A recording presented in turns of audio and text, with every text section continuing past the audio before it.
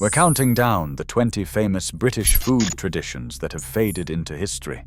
Not just the dishes themselves, but the rituals, customs, and daily rhythms that once shaped how Britain ate. From the milkman's early morning rattle to the solemn hush of grace before meals, these traditions defined generations, marking time and binding communities in ways that supermarkets and microwaves would eventually erase. Expect forgotten ceremonies, vanished routines, and the quiet rituals that once gave meaning to every meal. Which lost tradition claims the top spot? Let's begin our countdown with number 20. The bread roundsman's morning call once marked the start of the day in streets across Britain. Long before sliced loaves lined supermarket shelves, bakers dispatched horse-drawn carts through terraced neighborhoods, the smell of fresh bread announcing their arrival before any doorbell rang. By 1955, an estimated 60% of British households received bread delivered directly to their doorsteps. Housewives waited at front doors, exchanging pennies for still warm loaves wrapped in tissue paper. Children were sent running with coins clutched in fists, returning triumphant with crusty rolls for breakfast. The ritual was more than convenience. It was a daily touchpoint and a guarantee of freshness that no shop could match. Oral histories recall the pride bakers took in their rounds, knowing every customer by name. By the 1970s, supermarkets and pre-packaged bread had all but silenced the roundsman's call. With them went a tradition that had connected baker and household for generations. Number 19. Elevenses carved a sacred pause into the British working day, a mid-morning ritual that factory floors and office typing pools guarded fiercely. By 10:30, kettles whistled in works canteens and back rooms across the nation, signaling a brief ceasefire in the relentless pace of labor. Ministry of Labor surveys from 1958 recorded that over 70% of workplaces observed some form of mid-morning tea break, typically lasting 15 minutes, just long enough for a cup of strong tea and a biscuit or two. Workers gathered around battered tea urns, sharing news, complaints, and the odd joke before the foreman's whistle summoned them back. In offices, tea trolleys rattled down corridors, their arrival anticipated with an almost Pavlovian eagerness. Biscuit tins were raided, digestives and rich teas disappearing in minutes. For many, Elevenses was the only moment of the morning that belonged entirely to them. A small act of defiance against the clock. As flexible working hours and vending machines replaced the communal kettle, the tradition quietly faded. Today, the phrase survives mostly in memory, a relic of a time when stopping for tea was not a luxury, but a right. Number 18. The works canteen dinner hour shaped the midday meal for millions of British labourers, a tradition rooted in the Factory Acts and wartime necessity. By 1943, government legislation required large employers to provide canteen facilities, and at the tradition's peak in the early 1960s, over 30,000 workplace canteens served hot meals daily. Workers filed through queues, trays in hand, choosing from dishes like shepherd's pie, liver and onions, or corned beef hash, all served with heaped portions of mash and overcooked vegetables. The clatter of cutlery against enamel plates echoed through vast dining halls, conversations shouted over the din. For many, the canteen offered the only hot meal of the day, a leveler where managers and machinists sat elbow to elbow. Prices were subsidized, a two-course meal costing less than 2 shillings in 1955, ensuring even the lowest paid could eat well. Oral histories recall the camaraderie, the ribbing over burnt custard, and the unspoken rule that the best seats faced the windows. The halls fell silent, the serving hatches closed, and with them vanished a daily ritual that had fed and united the British workforce.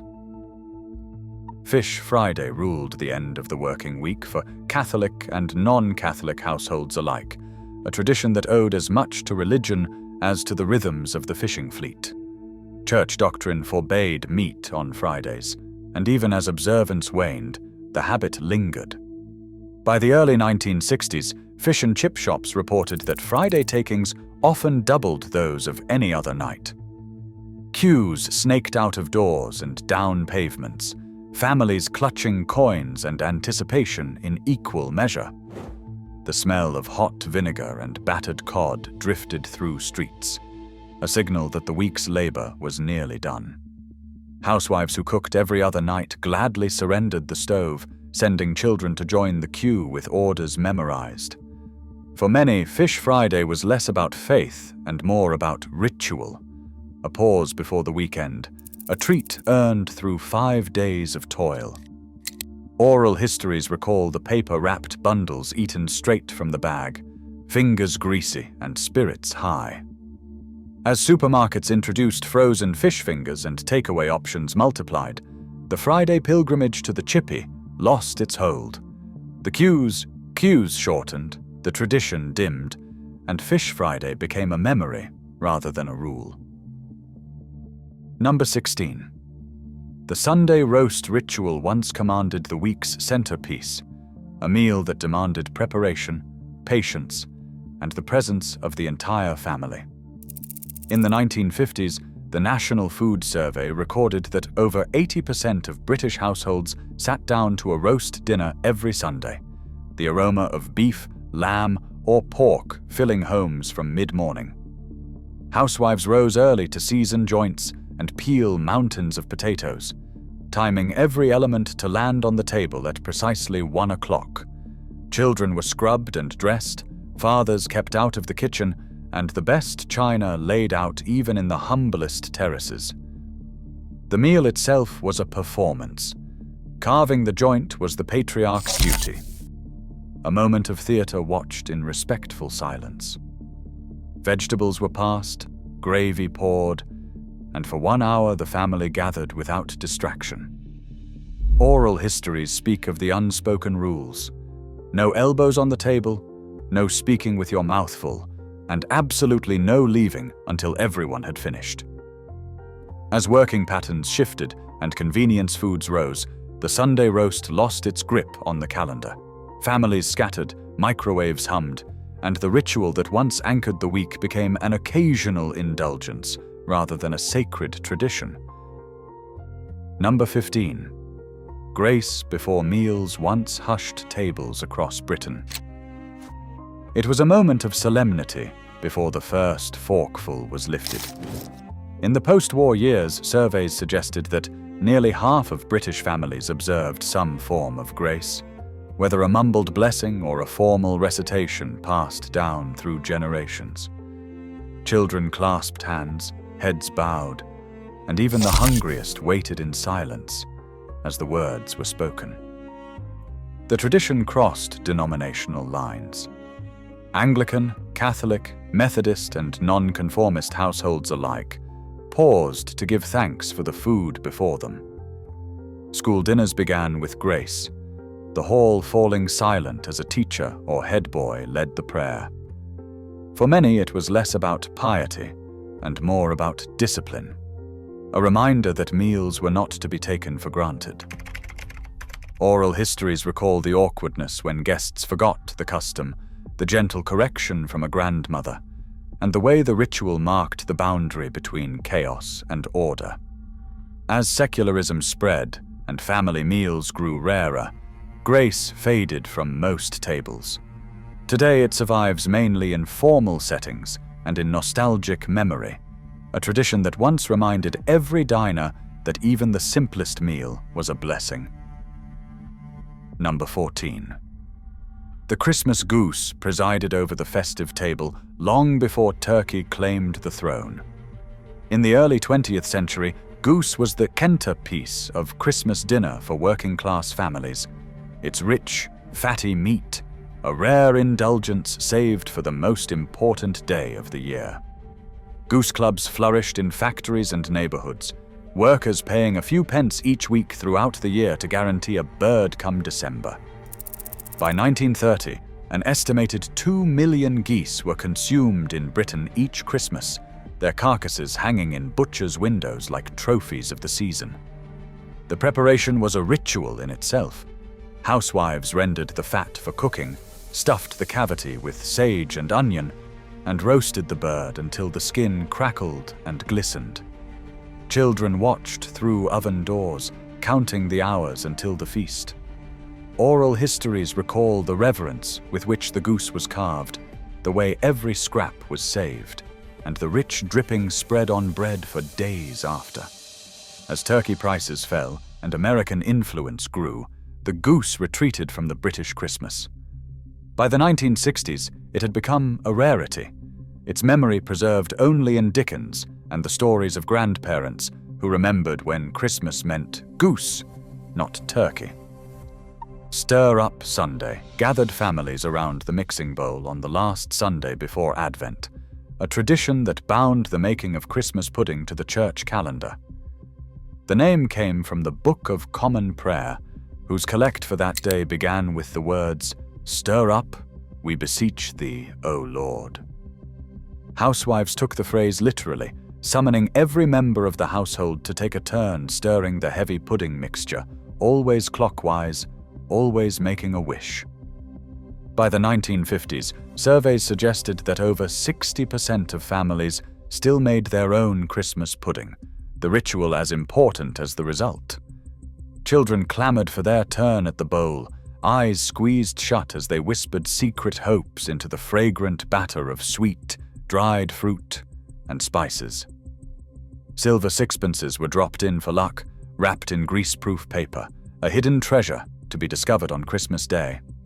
The pudding was then steamed for hours, wrapped in muslin, and stored in a cool cupboard to mature. Oral histories recall the anticipation, the scent of brandy and mixed peel, and the pride of presenting a pudding made entirely by hand. As supermarkets offered ready-made alternatives and families shrank, Stir-up Sunday faded from the calendar. The mixing bowls fell silent, and with them, a tradition that had once made Christmas a family affair from the very first stir. Number 12. The milkman's daily round delivered more than bottles to Britain's doorsteps. It delivered routine and reliability, and a rhythm that marked the start of every morning. By 1960, over 95% of British households received milk delivered directly to their doors, the clink of glass bottles against stone steps, a sound as familiar as the dawn chorus. Milkmen set out before first light, navigating silent streets with electric floats humming softly. The tradition extended beyond mere delivery. Milkmen collected empties, left notes about holidays, and often knew their customers' habits better than neighbors did. Payment was settled weekly, often in cash left under an upturned bottle, a system built entirely on trust. Oral histories recall the excitement of finding an extra bottle at Christmas, and the way his arrival signaled that the world was turning as it should. As supermarkets slashed milk prices, the tradition collapsed. By 2020, fewer than 3% of households still received milk from a milkman, and a daily ritual that had connected millions to their community faded into silence. Number 11. The chip shop queue on Saturday night was a ritual of anticipation, community, and the promise of a week well ended. In the 1950s and the 60s, fish and chip shops were the undisputed kings of the British takeaway, and Saturday night drew the longest queues of all. Families, courting couples, and workers fresh from the pub lined up on pavements, breath misting in the cold, waiting for newspaper-wrapped parcels of crispy battered fish and golden chips. The queue itself was part of the experience. Neighbors caught up on gossip, children pressed noses against steamed windows, and the smell of hot fat and vinegar hung thick in the air.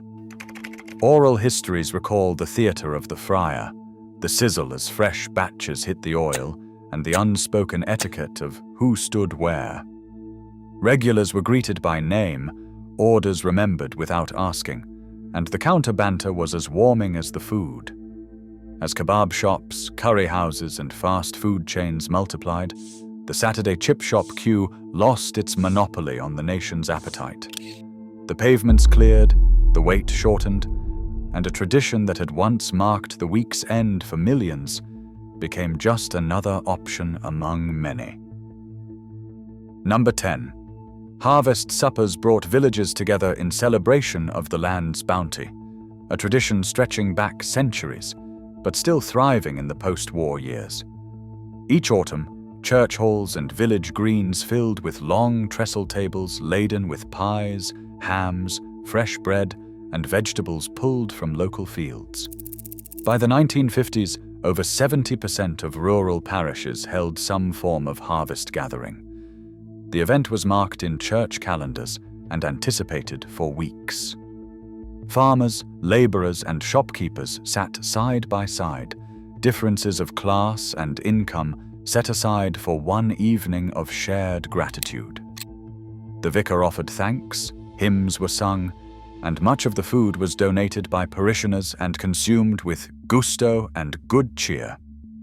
Oral histories recall the pride of contributing a prize marrow or a basket of apples, the laughter as children chased between tables, and the sense that the whole community had earned this moment together. As farming mechanized and villages hollowed out, the harvest supper lost its anchor. Supermarkets severed the link between table and field, and the tradition, once a fixture of rural life, faded to a handful of parishes still holding on to the old ways. Number 9.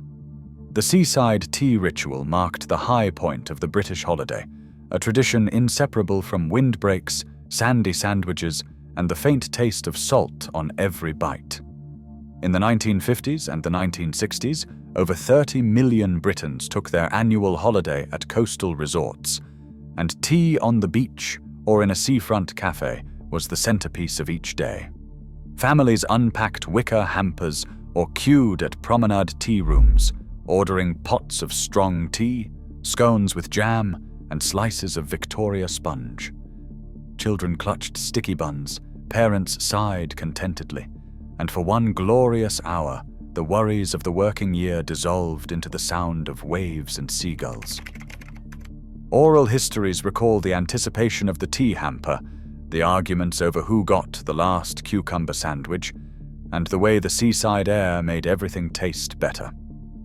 As package holidays to Spain and Greece lured families abroad, the British seaside declined. The tea rooms closed, the hampers gathered dust, and a tradition that had defined the nation's summers became a nostalgic memory. Number 8. The afternoon trolley once ruled the British office, a mobile institution that brought the workday to a civilized halt. In the 1950s and the 1960s, tea ladies pushed laden trolleys through corridors and typing pools, dispensing cups of strong tea, biscuits, and a moment of respite from the grind.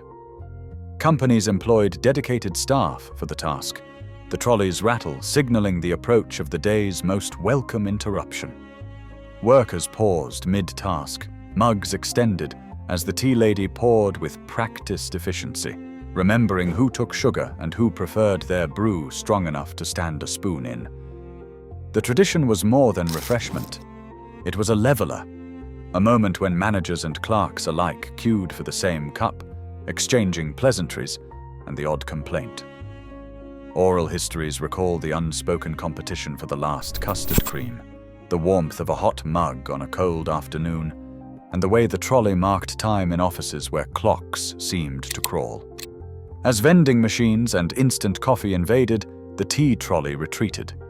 The ladies retired, the trolleys rusted in storerooms, and a tradition that had civilized the British workplace vanished, replaced by the solitary trip to the kettle. Number 7. Wakes Week feasts punctuated the industrial calendar, a tradition born in the mill towns of Lancashire and the Midlands. Each summer, factories closed for a single week, releasing entire communities into a frenzy of holiday and celebration. The week's eating was as ritualized as the rest. Families who scrimped all year splurged on treats, from ham teas to ice cream sundaes. By 1955, over 2 million workers observed Wakes Week, the tradition so entrenched that resorts like Blackpool tailored their offerings to the arriving crowds. Boarding houses laid on special menus, fish and chip shops doubled their orders, and the promenades filled with families determined to eat their fill. Oral histories recall the excitement of the Wakes Week hamper, packed with potted meat, pork pies, and homemade cakes. As factories closed and holidays became staggered, Wakes Week lost its collective force. The feasts scattered, the communal spirit dimmed, and a tradition that had once united entire towns in celebration faded into memory. The Boxing Day cold cuts ritual extended Christmas generosity into the week beyond, a tradition built on thrift and the sacredness of the leftover. The day after Christmas, tables across Britain were laid with the remains of the festive bird, sliced cold and arranged alongside pickles, mustard, and bubble and squeak. Ministry of Food pamphlets encouraged the practice, urging housewives to waste nothing, and by the 1950s, the cold cuts lunch was as fixed in the calendar as the roast itself. Families gathered, still sluggish from the previous day's indulgence, to pick at turkey or goose and debate the merits of bread sauce versus cranberry. Oral histories recall the informality, the lack of ceremony after Christmas Day's pomp, and the quiet satisfaction of stretching the feast as far as it would go. As portion sizes shrank and convenience foods rose, the cold cuts tradition faded. Leftovers were binned rather than savored, and Boxing Day became a day for shopping rather than the ritual consumption of what remained. The PIE and MASH shop stood as the cathedral of working-class London dining, a tradition that flourished from the Victorian era well into the post-war years. By 1960, over 100 pie and mash shops served the capital, their tiled interiors, marble counters, and wooden benches unchanged for generations. Diners queued for plates of minced beef pie, creamy mash, and the infamous liquor, a parsley sauce whose vivid green divided opinion as sharply as Marmite. The ritual was precise. Pies were eaten with a fork and spoon, never a knife, and vinegar was shaken liberally from bottles on every table. Families made weekly pilgrimages, factory workers lunched between shifts, and the shops served as gathering places for communities bound by geography and taste. Oral histories recall the clatter of enamel plates and the way a pie and mash lunch could restore both body and spirit. As immigration brought new cuisines and palates changed, the pie and mash shops closed one by one. The tiles were stripped, the counters demolished, and a tradition that had fed generations of Londoners retreated to a handful of survivors.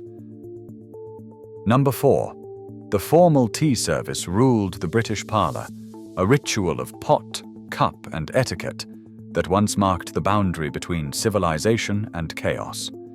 In the 1950s, offering tea to guests was a performance, governed by unspoken rules passed down through generations. The best china was retrieved from glass-fronted cabinets, teapots warmed before brewing, and milk poured first, or last, depending on which side of the debate you stood. By 1955, the average Briton consumed nearly 5 cups of tea per day, and the rituals surrounding its service were taken seriously. Guests were offered a choice of blend, sugar tongs presented, and biscuits arranged on tiered stands. The hostess poured, the conversation flowed, and for one civilized hour, the troubles of the world were held at bay. Oral histories recall the anxiety of a cracked cup and the pride of a table laid just so. As mugs replaced cups and tea bags supplanted leaves, the formal tea service retreated to weddings and funerals, a relic of a more mannered age. School dinner service, served family style, shaped the midday meal for generations of British children. Before the era of lunch trays and cafeteria lines, pupils sat at long tables, with food delivered in serving dishes and ladled out by teachers or dinner ladies. By the 1950s, over 90% of state schools offered hot meals, the menu rotating through shepherd's pie, liver and bacon, and spotted dick. The ritual demanded discipline. Children waited in silence until grace was said, passed dishes to the right, and cleared their plates before pudding was allowed. The teacher at each table carved, served, and enforced the rules, turning lunch into a lesson in manners as much as nutrition. Oral histories recall the terror of being caught talking, and the way a kind dinner lady could make even the dreariest meal bearable. As budgets tightened, family-style service gave way to self-serve counters and packed lunches. The long tables were replaced by plastic trays, and a tradition that had taught children to eat together faded from the school day. Number 2. The supper tray ritual closed each evening with quiet ceremony, a tradition observed in parlors and bedsits across Britain. After the main meal was cleared and the dishes washed, families gathered once more for supper, a lighter repast served on trays beside the fire. By the 1950s, the custom was so widespread that supper trays became standard wedding gifts. The menu was simple: cocoa or Ovaltine, perhaps a slice of toast, a wedge of cheese, or a biscuit. The ritual was less about hunger and more about transition, a gentle bridge between the day's labor and the night's rest. Oral histories recall the crackle of the wireless, the clink of mugs, and the way supper marked the final gathering before bed. Children were sent upstairs after their cocoa, adults lingered a little longer, and the house settled into silence. As television schedules stretched later and snacking became constant, the formal supper tray lost its place. The trays were stacked in cupboards, and the gentle close to the British day faded into the blur of continuous consumption. And finally, in first place, high tea reigned as the working-class answer to aristocratic afternoon tea, a tradition that fed families returning from factory, mill, and mine. Unlike its delicate cousin, high tea was a substantial meal served at the kitchen table between 5 and 6 o'clock, combining the duties of tea and supper in a single sitting. By the 1950s, over 70% of northern households observed high tea. The table was laden with cold meats, pies, pickles, bread and butter, and always a pot of strong tea. The name referred to the high table at which it was eaten, not to any pretension of grandeur. Workers arrived home, washed the grime from their hands, and sat down to a meal designed to restore and sustain. Children ate alongside parents, manners enforced, elbows checked, and plates cleared before anyone left the table. Oral histories recall the clatter of cutlery, the steam from the teapot, and the way high tea marked the end of the working day as surely as any factory whistle. As shift patterns changed and the evening meal drifted later, high tea lost its anchor. The tradition retreated northward, then faded almost entirely, replaced by dinners eaten in front of televisions. Today, high tea survives mostly in hotel menus, a nostalgic echo of a time when the working day ended with the whole family gathered at the table. Across all 20 entries, from the bread roundsman's morning call to the hearty ritual of high tea, these vanished British food traditions reveal a nation shaped by routine, community, and the rhythms of daily life. Some, like the Milkman's round and the works canteen, remind us how commerce and labor once wove themselves into the fabric of eating. Others, such as grace before meals and stir-up Sunday, speak to the spiritual and seasonal rituals that gave meaning to food beyond mere sustenance. The common thread is connection, the way meals once gathered families, neighbors, and communities around shared tables and shared customs. As convenience and changing work patterns reshaped British life, these traditions quietly disappeared, leaving behind only memories and the faint echo of a more communal way of eating.